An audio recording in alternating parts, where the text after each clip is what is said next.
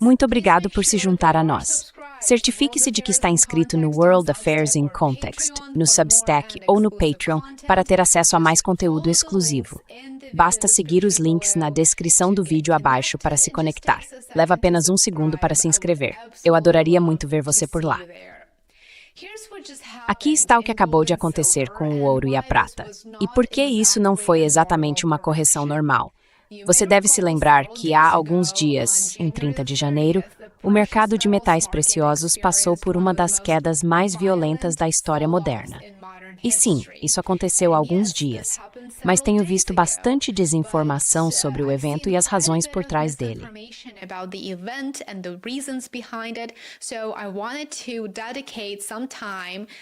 Então eu quis dedicar um tempo, dedicar um vídeo inteiro a isso e explicar, mostrar o que aconteceu e os sinais de alerta que você precisa observar.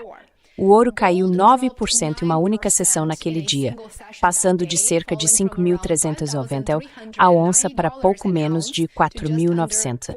Essa foi a queda mais acentuada em um único dia desde o início dos anos 1980. A prata foi ainda mais atingida. Em determinado momento, ela caiu mais de 35%, o que representa o maior colapso diário já registrado. Se você observar ouro e prata juntos, eles miseram mais de trilhões de dólares em valor combinado em um único dia, em apenas 24 horas.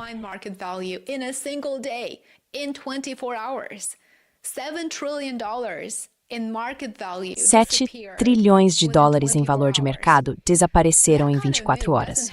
Um movimento desse tipo não acontece porque um único dado surpreendeu o mercado ou porque os fundamentos mudaram repentinamente da noite para o dia. Isso foi um choque de posicionamento, não uma redefinição fundamental. E para entender por que isso aconteceu, é preciso olhar para o que veio antes. Em outras palavras, é necessário cavar um pouco mais fundo. O ouro e a prata não estavam apenas subindo. Eles estavam em uma verdadeira disparada de momentum. No último ano, a prata subiu de aproximadamente 31 dólares por onça para mais de 116 por onça, um ganho de quase 280%. O ouro quase dobrou, subindo de cerca de 2.760 dólares para mais de 5.400 por onça.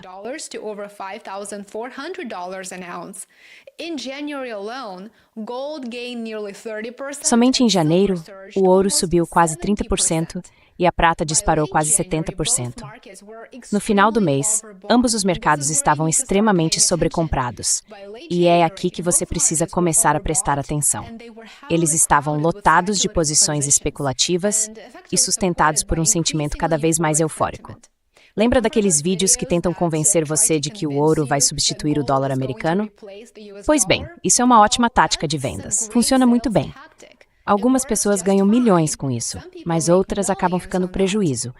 E eu diria que há mais dessas últimas do que das que ganham milhões.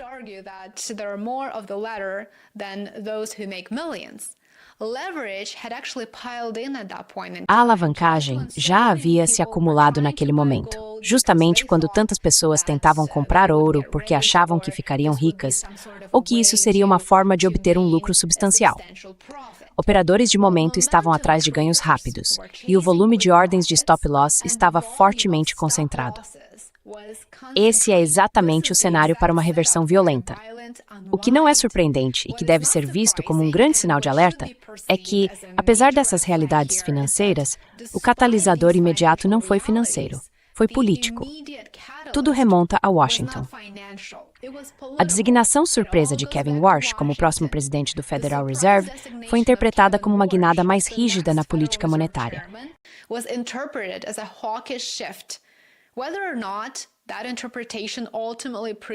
Se essa interpretação acabará se provando correta ou não é quase irrelevante.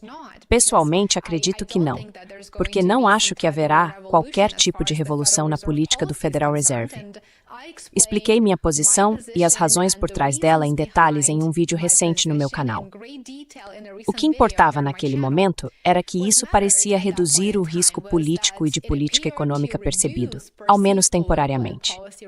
E só isso já foi suficiente para tirar o ímpeto de um mercado que vinha precificando o aumento da instabilidade como uma aposta de mão única. Eis a parte mais interessante. Assim que os preços começaram a cair, a volatilidade disparou, e isso desencadeou vendas automáticas de investidores alavancados que atingiram seus limites de margem.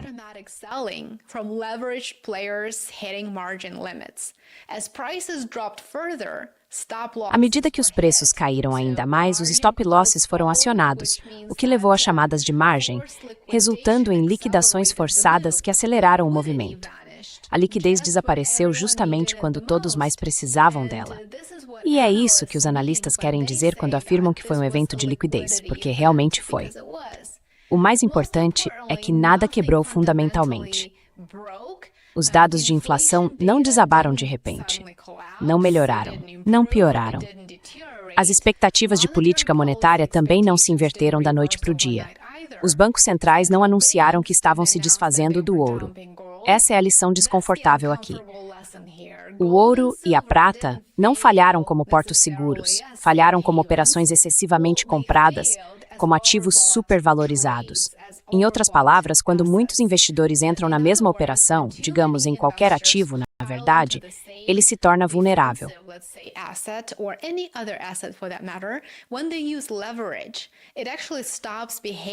Quando eles usam alavancagem, o ativo deixa de se comportar de forma defensiva, o que mostra que até mesmo comprar ativos de refúgio, como ouro, prata ou platina, pode ser muito arriscado para investidores individuais.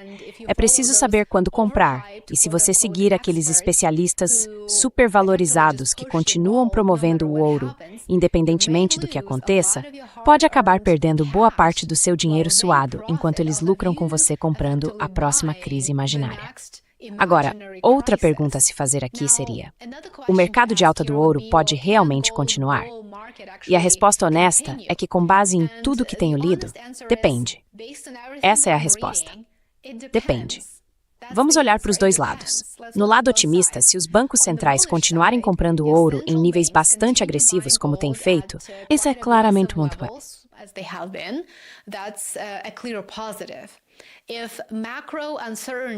Se a incerteza macroeconômica permanecer elevada, e estamos falando de geopolítica, estresse fiscal e instabilidade financeira, essa tendência, na verdade, favorece o ouro como proteção. E se as taxas de juros eventualmente caírem, o que parece provável com Kevin Warsh à frente do Fed, isso historicamente também pode ajudar os preços do ouro. Taxas mais baixas reduzem o custo de oportunidade de manter ouro em vez de ativos que rendem juros, como, por exemplo, títulos. Portanto, naturalmente, o ouro se beneficiará disso. Mas o dólar também é importante. O ouro e o dólar americano tendem a se mover em direções opostas ao longo do tempo. Então, se o dólar continuar a enfraquecer, o que acredito que acontecerá, isso por si só pode servir como um impulso adicional para os preços do ouro.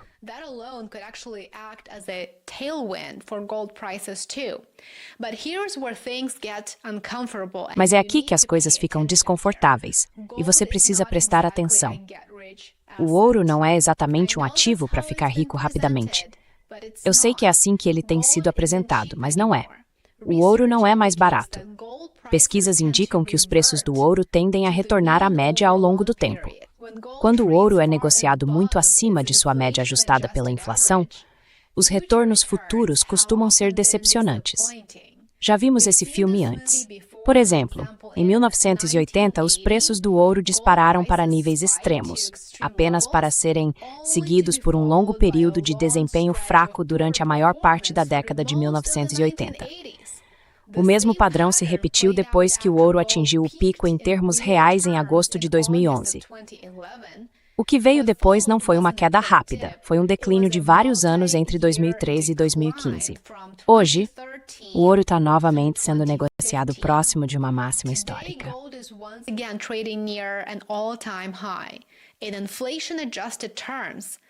Em termos ajustados pela inflação, está aproximadamente 3 vezes acima de sua média de longo prazo. Vou repetir. Em termos ajustados pela inflação, o ouro neste momento está aproximadamente 3 vezes acima de sua média de longo prazo. Isso não significa que os preços vão necessariamente despencar amanhã, mas sugere que a margem de erro é muito pequena e que agora provavelmente não é o momento de comprar uma Mari, a menos que você consiga tolerar e absorver um nível significativo de risco. Outro motivo para cautela é a tendência do ouro de se mover em ciclos longos e extremos. Ele tende a alternar entre períodos de alta e de queda. O final da década de 1970 foi um período de alta, mas as quedas podem ser brutais.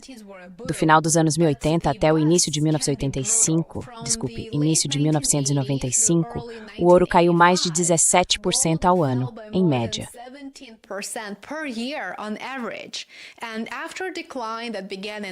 E depois de uma queda que começou em 1987, o ouro só se recuperou totalmente, em termos ajustados pela inflação, em 2005. Isso representa quase 2 décadas de dinheiro praticamente parado. É aí que a reputação do ouro como porto seguro pode ser muito enganosa para quem não faz o dever de casa. O ouro costuma ser visto como estável, mas historicamente tem sido volátil. Parte disso se deve ao que o ouro realmente é e ao que ele não é.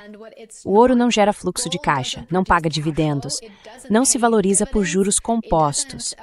Como Warren Buffett disse de forma famosa, o ouro simplesmente fica lá, olhando para você. E isso pode ser exatamente o que você quer se o seu objetivo for preservar o poder de compra do seu dinheiro em tempos incertos. Mas não é o ideal se o que você quer é criar riqueza.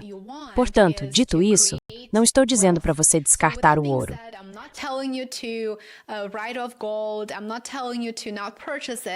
Não estou dizendo para você não comprá-lo.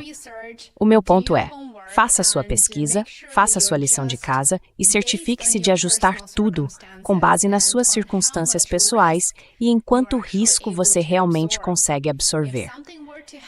Se algo acontecesse, por exemplo, uma queda como a que descrevi no início deste vídeo, você ficaria bem? Conseguiria absorver isso e seguir em frente sem ter uma perda substancial ou sem que isso afetasse seu estilo de vida? Essas são boas perguntas a se fazer e buscar respostas para elas.